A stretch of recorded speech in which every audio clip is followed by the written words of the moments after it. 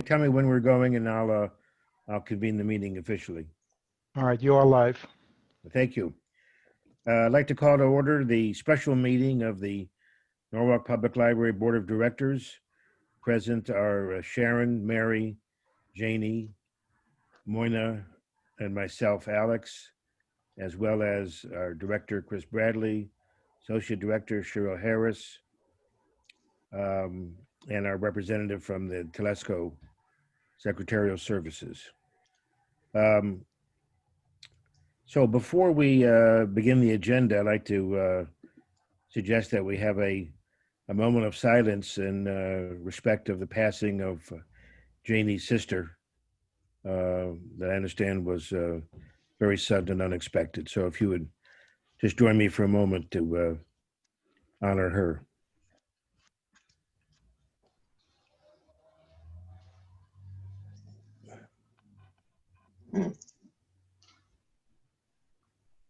Thank you. Janie, thank you for joining us tonight, even though I know you have many other priorities to deal with.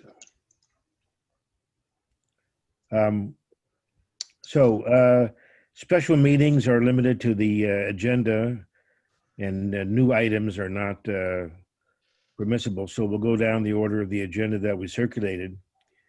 So the first item is discussion and action on our agreement between the library and the Norwalk Board of Education for the Learning Pods program.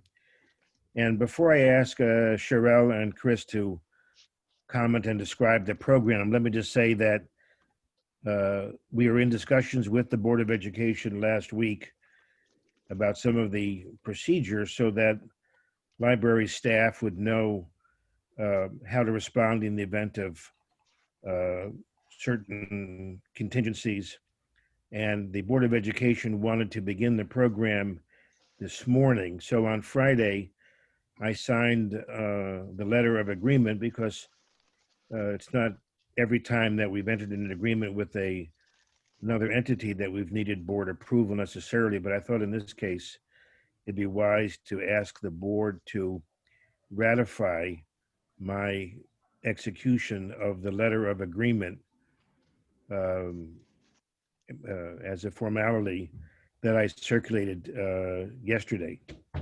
So with hoping that we get to that point as an action item, Cheryl, do you want to briefly describe how the program will work? So the kids all line up outside at the door. They have two paraprofessionals, and one is inside helping the kids go upstairs. The other is outside making sure, the kids are in order. When the kids come into the building, their temperatures are checked, and then they have the hand sanitizer, and that's basically it. They go upstairs. We have very limited contact with them unless they need something. They will radio or call downstairs, like if they need to go outside or when they're leaving. Other than that, we have, very limited contact. But I have to say today was very organized. It went very well. And could you describe, who the program is intended to serve? So basically, it's intended to serve the children who do not have Wi-Fi at home. It's South Norwalk, Rowayton, although, Rowayton is a different story, but it's South Norwalk, Rowayton, East Norwalk. So it's the children who right now, they don't, have Wi-Fi in the home, and they've opted not to, go to school in person. Right. Well, as I understand it, will something be going on alternate days to school? Mm-hmm. So they have Group A, Group B. So just say if this week is Group A, Group B is in class, and then they switch. The next week, Group B will be with us, and Group A will be in class. So before I open up for question, just want to hope you have a chance to look at the agreement. The agreement really is describing what kind of access to spaces, who's responsible for certain kinds of cleaning up, and how it will kind of work.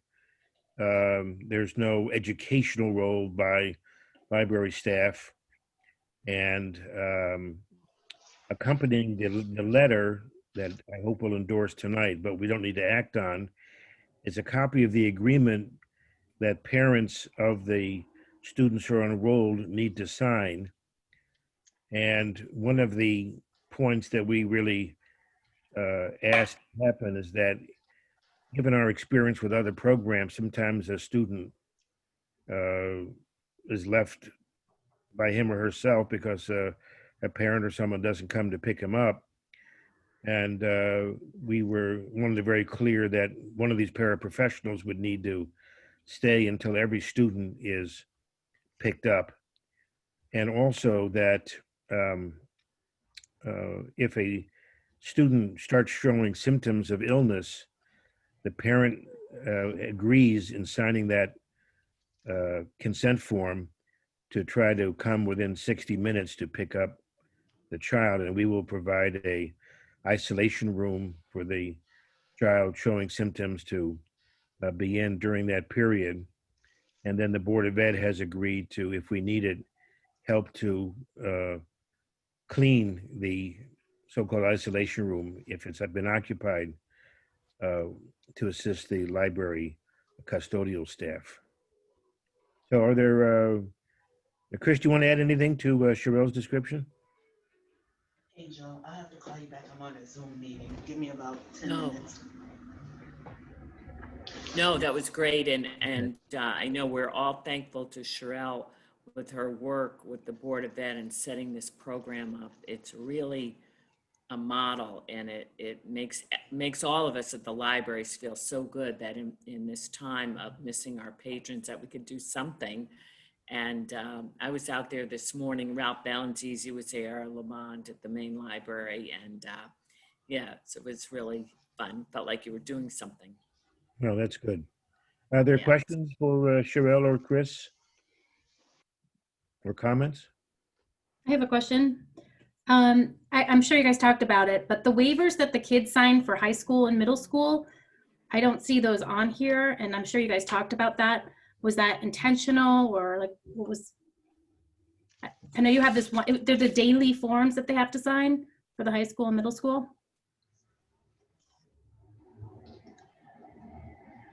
Is that question for us? We didn't put together the packet. So I know, I don't know if the Board of Ed has those forms or not. Are you talking about the daily COVID sheets? Yep. Okay, so yeah, actually we do. We had them do it this morning, but we were thinking it might be better if we created a binder and have that binder upstairs and have the teachers be responsible, just so it's not slowing up the process as they're trying to enter the building.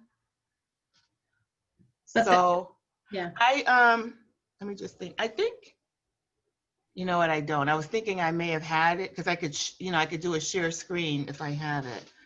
But it's, is it that you wanted to see it, or you just wanted to know if the process is taking place? Yeah, I was curious about the process and if they were getting that information on a daily from the parents. Oh, wait, we might be talking, are you talking about the sheet where they have to sign that they don't have 2 or more symptoms? Yes. So that would be kept in the library. And so, you know what, that's a good question, because that is a good question, because the kids probably shouldn't sign for themselves.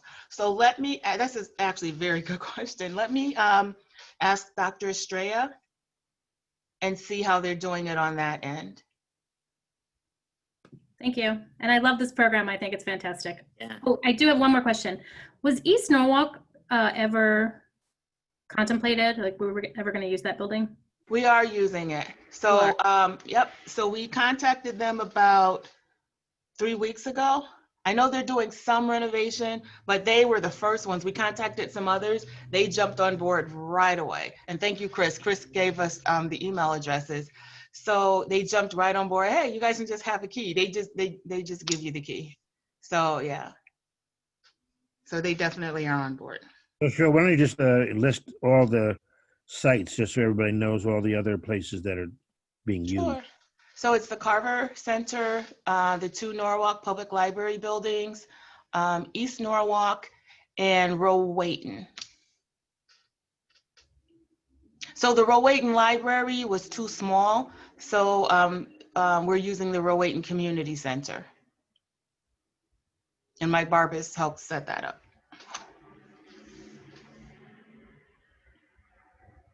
Any other questions for Chris or Sherelle? Hi, Sherelle, it's Moina. Moina. I too think this is amazing, and it's great that it's, kind of a community effort as well, with the Carver Center. I'm just, so I read both, but do the same group of kids come every single time, or is it rotating, or is, like, were you full today, or is it like, how does that all work? So it should have been 12 and 12. And today I think I know we had 8 at Sono. Chris, I think there were 10 at Maine. And I know one of the kids accidentally went to Maine. So, but they pardon?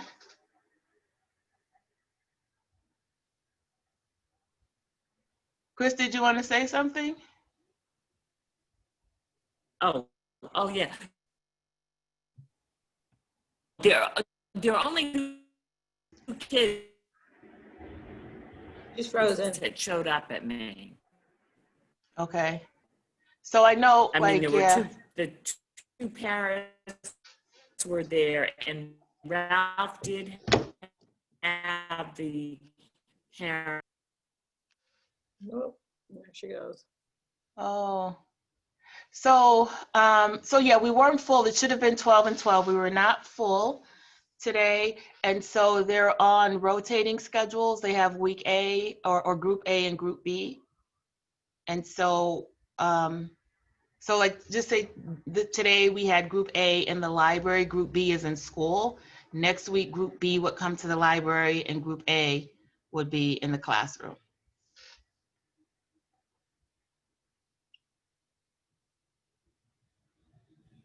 So. I just got an email. So Patsy's trying to join our meeting. I sent her the phone hookup, so maybe she'll come in that way. I also wanted to say how I think important this program is as a model for the state of Connecticut. There are so many of these learning pods being set up primarily in wealthy communities by parents who want to provide private resources, understandably. But I think it's great that we have a program that's accessible to students in the public schools who need it, and based on need and not on ability to pay. And I know as you may know, I work with the attorneys in the Chef desegregation case in Hartford, and we've suggested that this model be considered to supplement the students who are in a hybrid program there. So I think it's very good, and anything we can do to publicize the goals and stuff will be a real benefit to the state. Okay. So Sherelle, thank you again for your work on this. And Ralph at the Board of Education was very flexible and supportive of this. No, he's good. He's a good guy. Did you want us to do a press release, I don't see Alex? Well, if we could do one jointly with the Board of Ed, it's probably a good idea. Okay. Could you maybe draft something or have somebody, then, you and I can take a look at it? Sure. Also, one of our strategic goals, since we're now looking at our annual report, one of our strategic goals that we adopted 2 years ago was to increase our collaboration with the Board of Education. And, despite the unacceptable circumstances in which this arises, it still, I think, indicates what a productive role we can play, even in the emergency, to support the school system. I agree. So even though I'm sorry that Ralph and Patsy haven't been able to join by phone somehow, I would love to entertain a motion to ratify the letter from last Friday, indicating an agreement between the Norma Public Library and the Board of Education. This is Anthony. If I may interrupt real quick, I apologize. Would any one of you be able to confirm Ralph's last 4 digits of his cell phone number? I see a number trying to join on the public line. I'm not sure if it's his. It ends in 4050. Okay, it might also be Patsy Brescia. It's because it's not Ralph. I've got Ralph's number, last 4 digits are 4054. 4050? Yeah, that's him. Okay, so No, it's 4054. 4054. Yeah. Or it's Okay. Ralph's, and so maybe, let me check. I've got Patsy's number here too. Somebody just came on, 4054 just came in. Oh, that would be Ralph. So he would just need to unmute. Good. But I don't see him on the list of participants. Yeah, that's Ralph's. Yeah, Yeah, he came on with his phone. yeah, that's Ralph's number. Yeah, that we're seeing. Yeah, I don't- So, I don't see his number anywhere. yeah, don't you see it? There's like a He's icon listed of under a phone. attendees.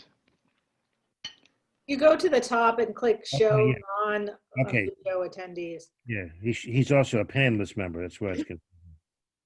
Ralph, can you hear us? You have to Um, unmute.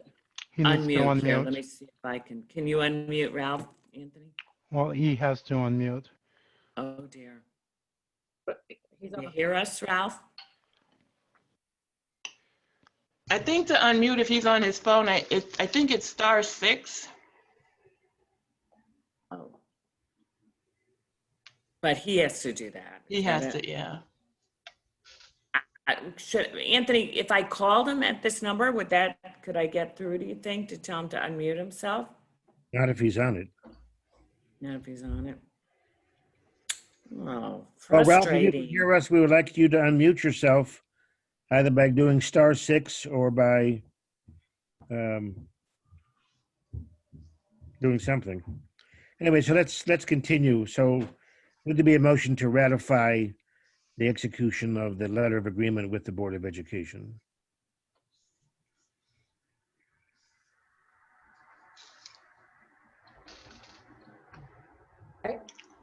I motion that we accept the, Janie, thank you. Janie moves to ratify the approval. Is there a second? I'll second. Thank you. Mary Mann seconds. Any more discussion of the motion? If not, then all in favor, please indicate aye or wave. Aye. aye. And any objection, any abstention? Then that motion is approved. Thank you. The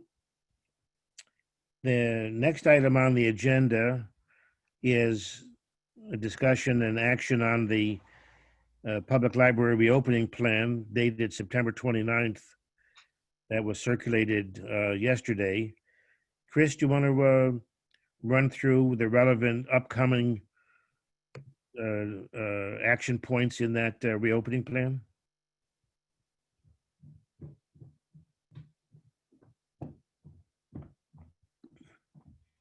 Sorry about that. Yeah, what we're planning is, today was the first day of the pods. And as Sherelle said, that went very well. And then we're hoping for Monday, which is the 5th. October 5th, opening day for appointment only library service. We're really starting slow, as we mentioned before, with 1 person per hour in each building. But I think staff feel comfortable with this. And what we can do is probably do the 1 person in the building for a couple of weeks. And then, you know, how you get the kinks out of your procedures. And then hopefully we could add some additional people. But on Monday, it will be 1 person. They'll have to call for an appointment, 45 minutes. The guard will let the person know when they've got about 10 minutes left. And then they'll leave at the quarter of, and the building services people will clean the area where they were. People won't be able to go into the stacks. If they want something, they can ask a staff member to retrieve it. They won't be, they'll be on the main floor in each building. So they won't be able to go down to the children's room in Sono. They won't be able to go up to the children's room in the main library. We're hoping to, like I say, get that launched on Monday and go forward from there. The other things we have going on is October 15th is the partnership we mentioned with the Senior Center. They do by appointment open enrollment for Medicare counseling, and that's one counselor and one person, and they make appointments, and I'm not sure, that'll be at the main library. We'll put them in, probably on the floor over by where the Blue Teapot was. We have Choices. It's another by appointment thing that we've done over the years that's also involving Medicare. These Family Navigators, this is a new program Lamond is trying to launch as part of community services. And so if that gets going, they will book small meeting rooms in either library through our booking plans. And that'll be, again, one person, one family. Pop-up library will be visiting senior living complexes in the next month or so. The Blue Teapot, she's still, Neola's still paying rent on her kitchen in South Norwalk. So she's going to try to get together a list of baked goods looking at the holidays. Because I think this November, I think people will have family gatherings. We don't know, but she'll try to circulate. We might, how we put all kinds of flyers in those bags for people's books that they pick up. We'll probably do that. And then she can arrange a time when she or one of her people will be there, 10 to 2 on Monday or something to actually pick up their baked goods. So we'll try to help her with that kind of thing so she can get some revenue coming in, because she won't probably try to do anything inside until after the first of the year. And then we're going to try to get the passport service cranked up at the main library. We have some people trained, and the sidewalk service is going really well. It's very busy, so it does consume a lot of staff time, but people seem very happy about it. And Ralph is on, I'll tell you, he is the man. He has an idea, he follows it through. He is pushing out those discarded books on these carts, and people love it. It's just so much fun. Lots of teachers coming by, getting books that they can bring to the classroom, and then these are discards, so they can give them to the kids to bring home. So that has been really popular during this time. And I think I'm looking at phase 4. That's very hazy right now. But I will tell you that the security guards, Sherelle and I were just talking this morning or yesterday morning about, so far so good. They've been very helpful, and so that's been a nice addition. That makes staff feel better. The plexiglass is in place. We have that jazzy wash your hands and get your temperature taken at the same time equipment that Sherelle got. It's really cool. So anyway, yeah, we're looking forward. And like I say, with this by appointment only, we're late to this party among our neighboring libraries. But I think our staff appreciate taking a slow start, and that gives you a chance to tweak things. We did that with the sidewalk. That will be going forward. Thank you. Sherelle, do you care to add anything to that before we discuss and entertain questions? I can't really add anything more significant. We just have, programs coming up. The main library is doing the in-person Medicaid, and Sono's doing the virtual Medicaid. So they have an option, so they can come in, or they can, if they want to stay home, they can view it that way.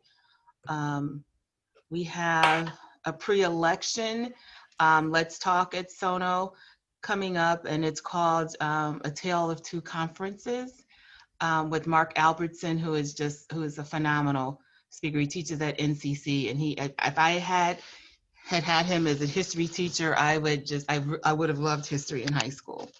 So I think that's about it. I think sidewalk service is picking up. I think people really love it. Hopefully they'll want to come into the building now. They like driving Yeah, up and I being know. able to get their items. So I was thinking that too. It's pretty Uh-huh. darn convenient. it really is. Oh, yeah. So, but they love it. They've really been making use of the faxing and the photocopying. So yeah, I think we're doing a good job. Good. Just before I open for questions, I wonder if I could ask Chris to, on page 2, I don't know, about 10, 8 dots from the phase 4. Okay, you Oh. could put in the language that we adopted about the air filtration system. Right. What was that? Because it says will be reviewed and upgraded if necessary, right? We adopted what- language at the last board meeting. Right. I So could you think that, substitute that language. yeah, The idea was that this happens before people start coming in. So I checked with Lamond, who I think sent an email yesterday to Sherelle, asking her to confirm to me that the filters had been replaced, and I have not received any subsequent correspondence. Sherelle. Yeah, I didn't receive that email, so I apologize. I didn't see it. But in all of my correspondence, it's pretty much been the same. According to Guardian, they will upgrade to, I think it's MERV 13. We're at MERV 10 now. Our system does not support HEPA. So they're upgrading. The last I knew, I have to check with Neil, but I think they had done some, and I know some of the MERVs were on back order. So I will double check and follow up tomorrow. Okay, he sent an email to you yesterday asking you to respond to me because I Yeah. sent him the board, and I understand you had family obligations. The board at the last meeting Mhm. amended this section of the plan to say that the review and upgrade had to be completed before Before we we let open. patrons in. Okay. Yes. So I'm sorry, I apologize. And- I didn't see that email. Okay. But I'll certainly respond. So- I'll go on and respond. Okay. Thank you. Yeah, I'm so sorry. I Are there didn't see it. questions? Yeah, are there questions for Chris or Sherelle? I have a quick question. With the air filtration system, are the kids safe in there with the way we are right now? I believe they should be. I don't think they would allow us to open, if they weren't safe. We were sending, anytime Alex, would ask us about it, I would forward to Neil, and Neil said that we were okay.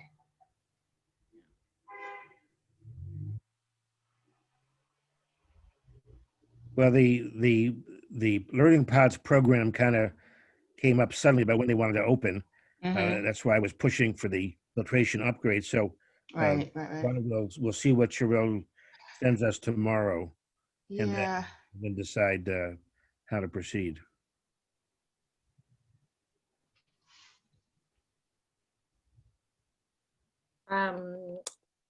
So I have a question. The weather has really been on our side in terms of sidewalk service Mhm. throughout this month. And as, can't last forever. So, Right. as like what is the plan for, when things get cold and, is it like, people going to be able to walk in, or is it still outdoor sidewalk service, or what's the plan?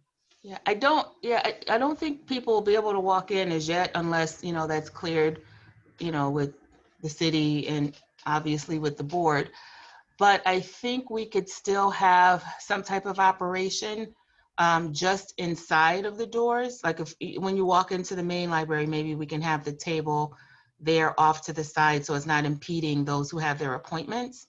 And people, you know, we may just have to hand it to them through the door. I was actually thinking about that today. At Sono, it's a little bit of, it's an easier setup because people can drive right up, to the door, and it's just, it's right there. But I think, and that's something we can talk about at our supervisors meeting, but I think at the main, the operation may just have to come inside the door and we just hand it, they can come up to the door and we hand it to them that way. But it's something, we can discuss at our supervisors meeting on Thursday. And we've talked about we're planning to continue that at least through December, through the end of this calendar year. But like you say, January that'll be a different set of circumstances. But it's funny because the locations in both buildings are so conducive to this. Nothing on that we did, but it really, people are really enjoying it. Yeah, They really are. We'll take it. We'll take They it. really We've got are. other challenges, right? Other questions or comments? Could I ask, what is the Family Navigators? Oh, yeah. This is a program that Lamond has wanted to start, and it's to help families with students basically navigate through the system. What kind of services do they need from the city, that sort of thing. And it involves a one-on-one meeting with the navigators, like a counselor, I guess, and then one family. And it would be, I'm envisioning a room like our Carnegie room, where you could have the navigator at one end of a table and the family at the other end, and they could talk in person about what's going on, and it would be confidential, but it would be held in a neutral place like the libraries. So that program is, I think it's still a gleam in his eye at the moment, but it's part of his plan moving forward to improve not just collaboration, but I think human services in the city in general. So I'm sure we'll hear more about it as we go forward. It seems, looking at this plan, and I'm just asking, I guess, Chris and Sherelle each for comments about the two facilities. It looks as if there may end up being, 8, 10, or 12 people from the public in the building at one time doing different things. One patron for using a computer, somebody maybe getting a passport, somebody doing the, Family Navigator program, one person doing a choices, one person doing a Medicaid counseling. So even though it says one person at a time by appointment, we have 5 or 7 or 8 different programs, each letting in one or more people. So can the staff handle that mix of people coming in and out?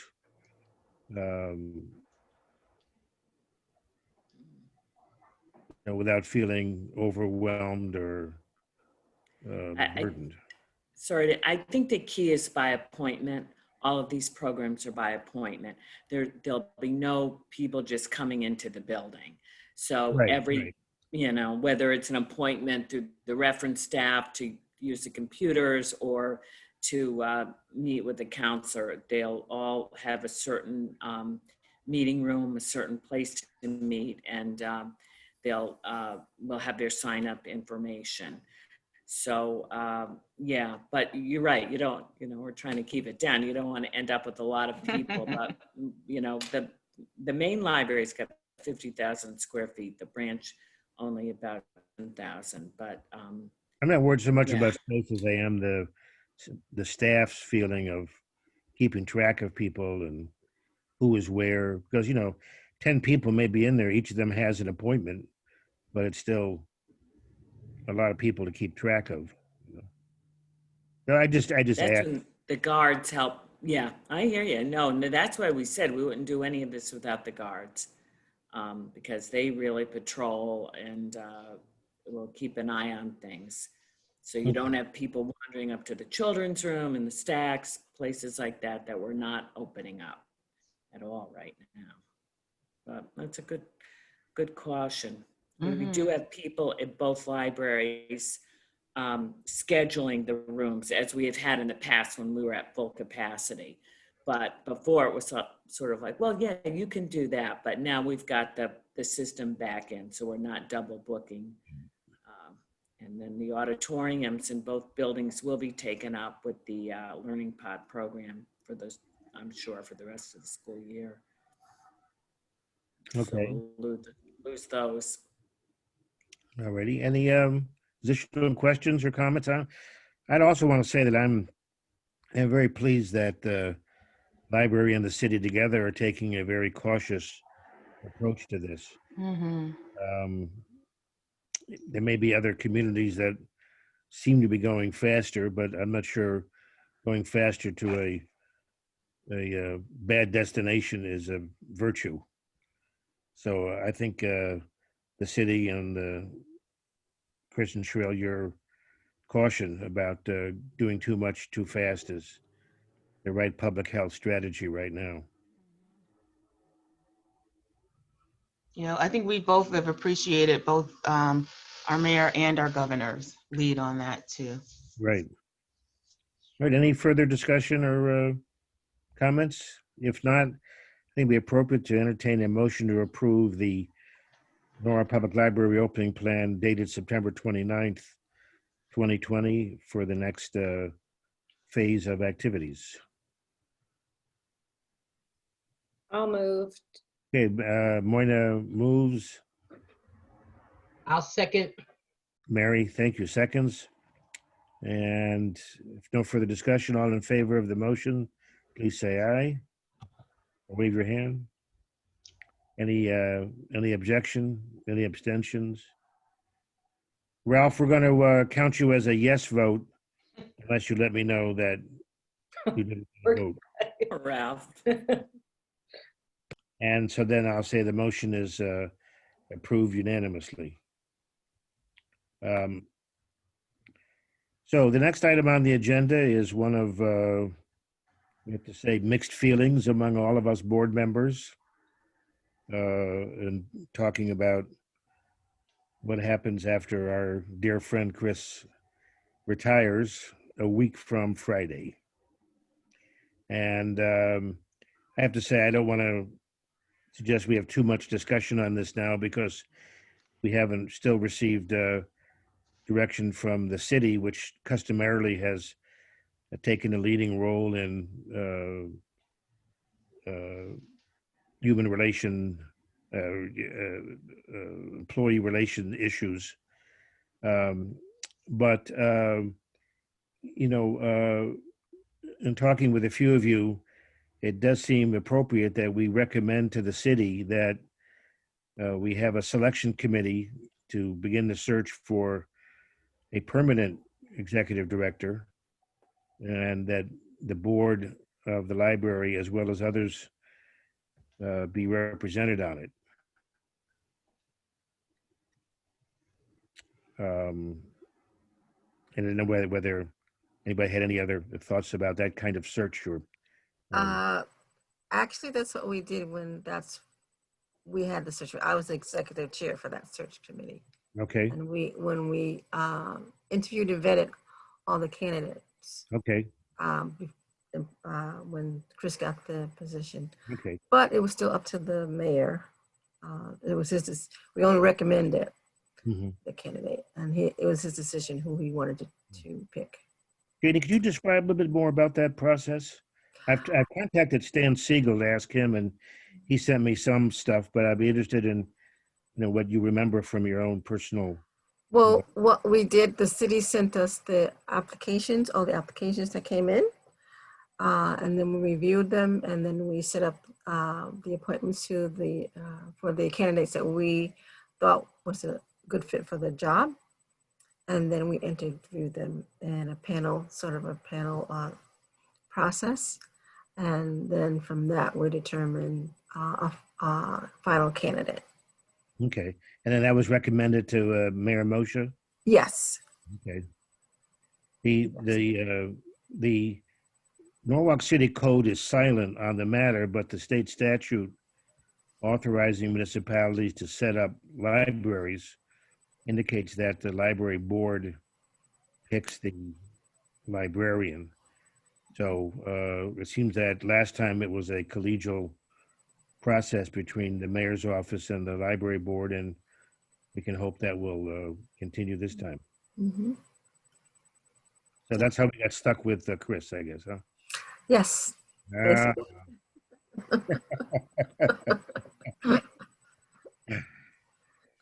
so, Janie, was it only the board that served on the search committee, or were there other members? No, it's just board members Just board members. um, that was on the Like committee. no members of the staff or anything. Mhm. Yes.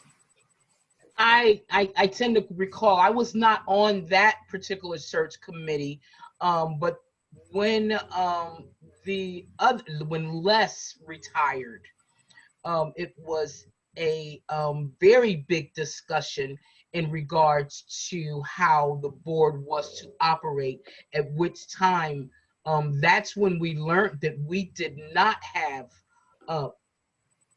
the option to choose, that it was the city's responsibility. We Right. could have the search committee, and they allowed the library, the input, the board to have the input and be a part of it.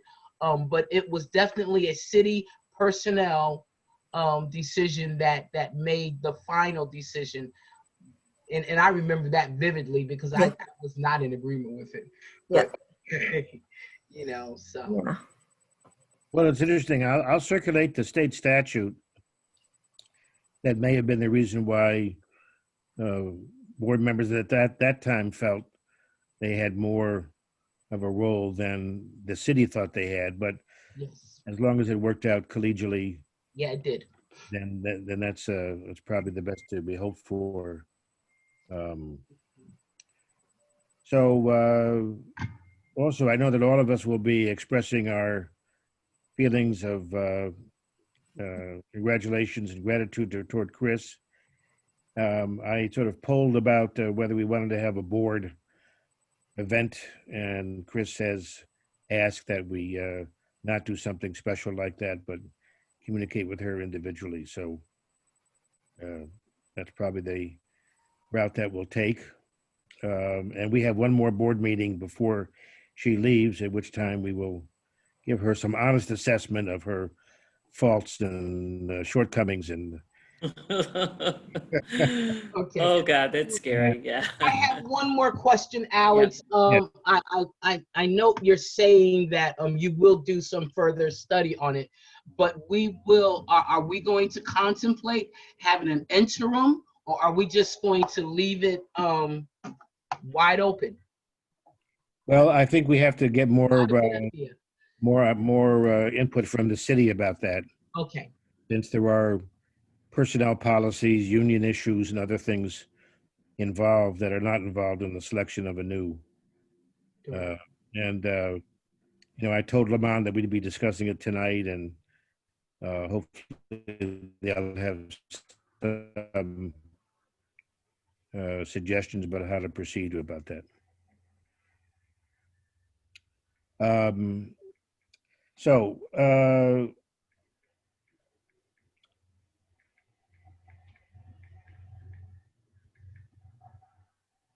Let's see. Next, I just wanted to remind everybody, I've got my copy here, of Yeah. program One Book, One Community, that's going to be happening tomorrow night at 7 p.m. With a really interesting panel discussing James Baldwin's book, The Fire Next Time. And I don't know who's registered, but I hope as many of you as possible will participate. And it's got a really interesting panel, both of Norwalk folks and some people from state legislator from Hartford and some other people.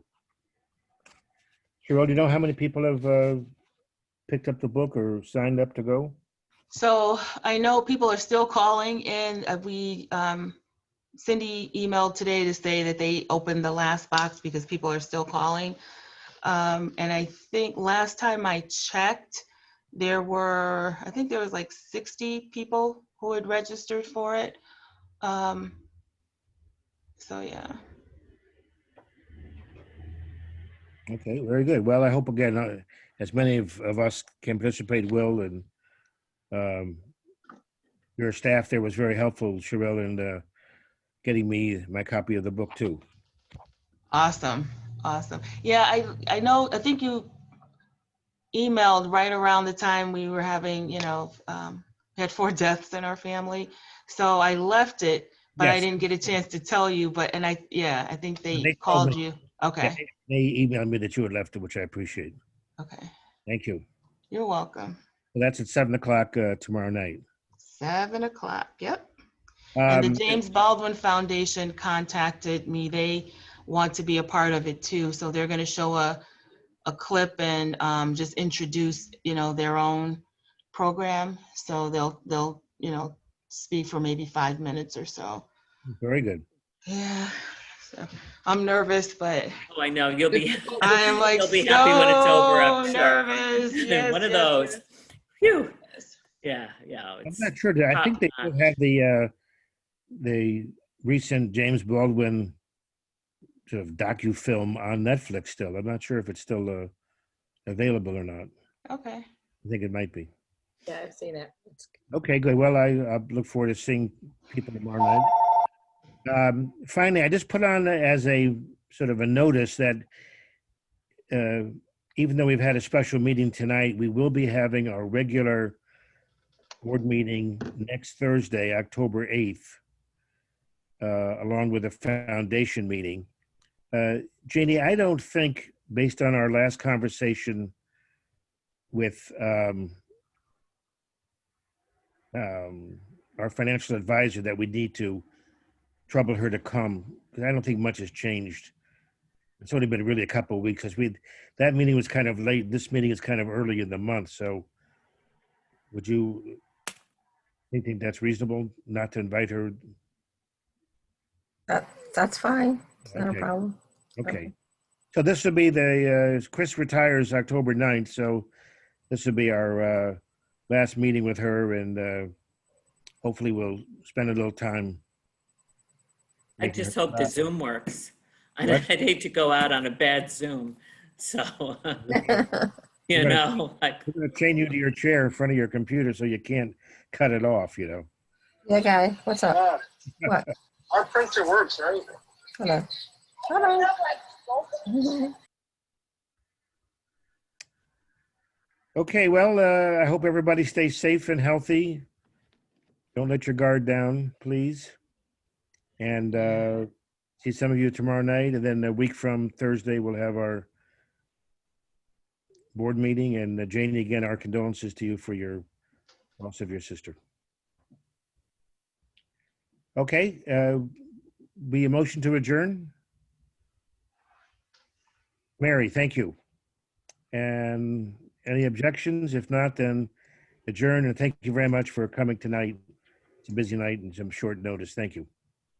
Good night, everyone. Good night, everybody. Thank you. Thank you, Tony.